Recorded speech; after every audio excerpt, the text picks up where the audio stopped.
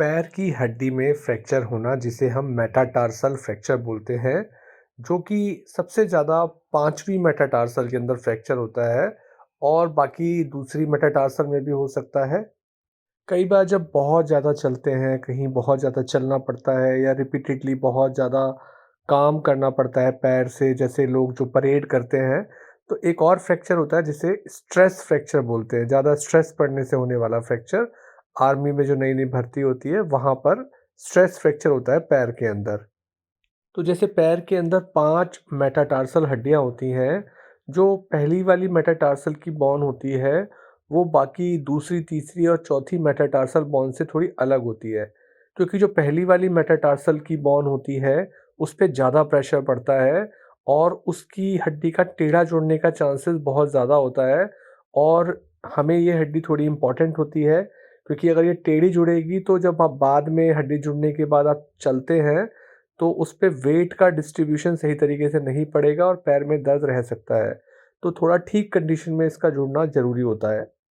इसीलिए जब भी पहली मेटाटार्सल के अंदर फ्रैक्चर होता है, तो हमारी कोशिश होती है कि बोन को सही तरीके से बिठाया जाए और उसको किसी तरीके से फिक्स किया जाए। तो सर्जरी से हम उसे ठीक करने की कोशिश करते हैं और उसमें कई बार सर्जरी में ओपन रिडक्शन किया जाता है, यानी कि फ्रैक्चर वाले हिस्से को खोल के सही तरीके से हड्डी को बिठा के ठीक किया जाता है। फिर जो सबसे कॉमन जो फ्रैक्चर होती है इन पाँचों मेटाटार्सल में, वो 5वीं मेटाटार्सल बोन के अंदर सबसे ज़्यादा फ्रैक्चर होता है। उसको हम जॉन्स फ्रैक्चर भी बोलते हैं। जॉन्स फ्रैक्चर में एक ख़ास बात ये होती है कि ये हिस्सा जहाँ पे फ्रैक्चर होता है, उससे ठीक पहले एक हिस्सा होता है, जहाँ पे ब्लड सप्लाई बड़ी लिमिटेड होती है। तो उसलिए वो हिस्से से पहले ये वाला जो फ्रैक्चर होता है, उसको हम जॉन्स फ्रैक्चर बोलते हैं। और कई बार तो इस खास ब्लड सप्लाई होने की वजह से ये वाला फ्रैक्चर ठीक होने में काफ़ी लंबा समय लेता है और कई बार सर्जरी की आवश्यकता भी पड़ती है। हालाँकि सर्जरी की बात करें तो कोई बहुत डिफ़िकल्ट सर्जरी नहीं होती है। छोटे से चीरे के साथ एक स्क्रू को पास कर दिया जाता है, जिससे हड्डी अपनी जगह फ़िक्स हो जाती है और उसके जुड़ने के चांस काफ़ी ज़्यादा बढ़ जाते हैं। आम तौर से प्रैक्टिस में सर्जरी उतनी ज़्यादा की नहीं जाती है, स्पेशली जो लोग हाई डिमांड होते हैं, स्पोर्ट्स में काम करते हैं या किसी ऐसे फंक्शन में जहाँ बहुत ज़्यादा चलने की आवश्यकता होती है, तो वहाँ पे छोटे से चीरिए से हम स्क्रू लगाते हैं। उसे हम परक्यूटेनियस स्क्रू बोलते हैं और उससे फ्रैक्चर जल्दी ठीक हो जाता है और हड्डी ना जुड़ने के चांस कम हो जाते हैं और सही पोज़ीशन में जुड़ने के चांस बढ़ जाते हैं और ऐसे पेशेंट अपने काम पे जल्दी पहुँच जाते हैं, लौट जाते हैं। प्लास्टर लगाना तब ज़्यादा कॉमनली देखा जाता है कि अगर फ्रैक्चर होने के बाद बोन अपनी जगह से हटी नहीं है, अपनी जगह पर ही है, तो फ्रैक्चर के जुड़ने के चांस प्लास्टर में भी अच्छे होते हैं।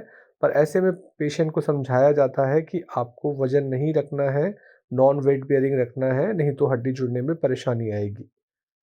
ये जो फिफ्थ मेटाटार्सल होती है, पीछे की तरफ एक टार्सल बोन जिसे हम क्यूबॉइड बोलते हैं, उससे जुड़ी हुई होती है। तो कई बार इस फिफ्थ मेटाटार्सल बोन के लास्ट ट्यूब्रोसिटी वाले हिस्से में फ्रैक्चर हो जाता है।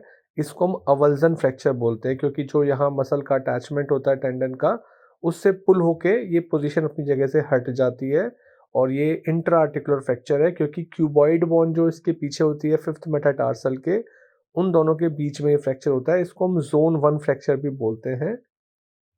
तो अगर ये ज़ोन 1 फ्रैक्चर अपनी जगह से हिला नहीं है, तो ये फ्रैक्चर्स प्लास्टर में अच्छे तरीके से ठीक हो जाते हैं और कुछ समय बाद जब स्वेलिंग वगैरह कम हो जाती है, तो थोड़ा बहुत एम्बुलेशन यानी चलना-फिरना भी अलाउ कर दिया जाता है इसके अंदर। तो ये जो फ्रैक्चर होता है, इसको हम स्यूडो जोन्स बोलते हैं। मतलब जो असली जोन फ्रैक्चर था, जो वेस्कुलर एरिया में होता है, जिसको हम ज़ोन 2 फ्रैक्चर बोलते हैं, ये उससे पहले की तरफ होता है और जॉइंट के अंदर होता है। जो ज़ोन 3 का फ्रैक्चर होता है, वो सबसे बाहर की तरफ, मतलब कि जो एड़ी से सबसे दूर की तरफ फ्रैक्चर होगा 5वीं मेटाटार्सल के अंदर, उसे हम ज़ोन 3 बोलेंगे, जो वेस्कुलर एरिया से भी आगे की तरफ होता है। तो इस एरिया में या उससे आगे की तरफ जहाँ मेटाटार्सल बोन का 5th का शाफ्ट होता है, यहाँ पे प्लास्टर या वॉकिंग कास्ट से भी बात बन जाती है।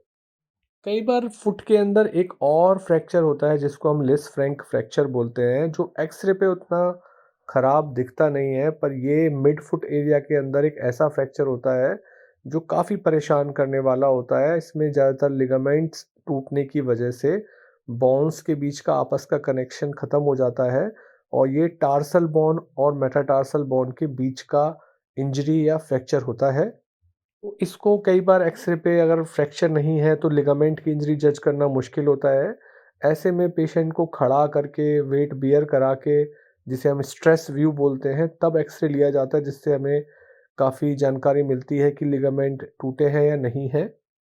जैसा हमने वीडियो के शुरू में बोला था कि जो नए-नए रिक्रूट्स होते हैं आर्मी में, पुलिस में, जो काफ़ी मार्च करते हैं, उनके अंदर मार्च फ्रैक्चर हो जाता है, जिसे हम स्ट्रेस फ्रैक्चर बोलते हैं, जो सेकंड और थर्ड मेटाटार्सल के अंदर होता है। ये बोन कमज़ोर नहीं होती है, एक नॉर्मल बोन के ऊपर एब्नॉर्मल दिन-रात मार्च करने से जो प्रेशर पड़ता है, स्ट्रेस पड़ता है, उससे हो जाता है। ऐसे पेशेंट पेन की कंप्लेन करते हैं कि पैर में पेन हो रहा है, सूजन आ गई है, जबकि कोई चोट की हिस्ट्री नहीं होती है। उस हिस्से को दबा के देखते हैं तो पेन मिलता है, तो यहाँ पे रेस्ट दिया जाता है और उनको एक वॉकिंग कास्ट दिया जाता है, मतलब जिसमें थोड़ा बहुत चल सकते हो आप, एक ऐसा प्लास्टर लगा दिया जाता है। इस प्रकार से इस वीडियो के अंदर हमने पैर के अंदर मेटाटार्सल बोन के अंदर होने वाली इंजरीज़ के बारे में जाना है, जिसमें सबसे ज़्यादा कॉमन फिफ्थ मेटाटार्सल, पाँचवीं मेटाटार्सल में जोन्स फ्रैक्चर होता है, जिसमें भी मैंने अलग-अलग 3 प्रकार के टाइप बताए हैं और बाकी सेकंड, थर्ड मेटाटार्सल में फ्रैक्चर्स होते हैं। फर्स्ट मेटाटार्सल में बताया था कि उनको लाइन में लाना ज़रूरी होता है फ्रैक्चर को और साथ में लिस फ्रैंक इंजरी के बारे में भी बात की है।